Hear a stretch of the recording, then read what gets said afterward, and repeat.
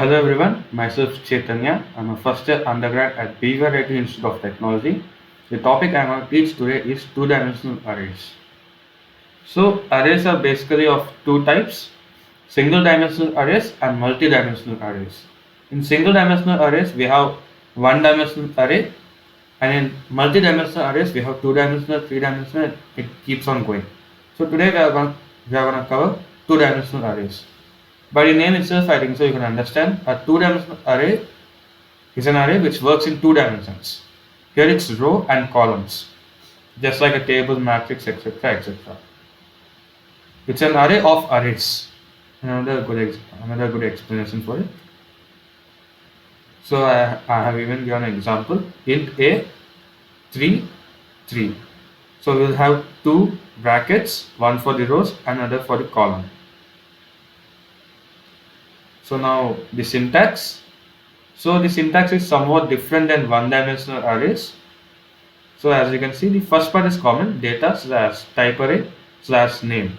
And then where for one-dimensional we only have one bracket. For this we'll have two brackets, two sizes, one for rows, another for columns. So as you can see, I have given an example of 2, 3. Int type, name is marks, and rows is 2, columns is 3. So as you can see, this is the example. We have 2 rows and 3 columns.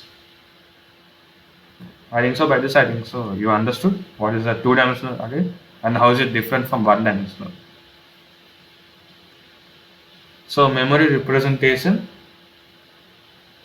stored in row major order in memory. So in memory it's stored in row major order and it's sequential also. Accessing, another important topic. So accessing is also somewhat different than one-dimensional or common arrays of what we speak. Here, because we have rows and columns, we have two sizes, so we have to specify with two brackets, one for rows, another for column. See here you can understand A1 1. Here 0 2. So you are mentioning. Suppose if I want first row, second number, so I need to write 0 1 for accessing that. Then going to an example program, please understand this also well. For this we are using two for loops. One loop is for rows and other one is for columns. As we want to make a array with 2 rows and 3 columns, first the for loop is for rows. It's going to start from 0 till 2. The increment is going to happen, and in that for loop we have another for loop. Here it's from 0 to 3, same. I think so you understood with this. We'll have two for loops, one for rows, another one is for columns. Like this it happens. And another example of two-dimensional arrays. It has 2 rows and 3 columns. So applications with two-dimensional arrays, the applications are a lot. The advantages are a lot. You can use it in various purposes.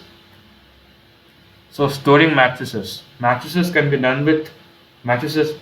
be done with two-dimensional arrays, and even game boards. As you can see, chess is a two-dimensional game. We have blocks in rows and columns, same as tic-tac-toe. All the games which are in two-dimensional, which have rows and columns, can be designed using two-dimensional arrays. Image, data, pixel representation also can be done. So that's it guys about two-dimensional arrays. If you have any queries about two-dimensional arrays, please comment it. And if you want to give me any suggestions how I can improve my lectures, please comment that too. Like, share and subscribe to my channel guys. Thank you.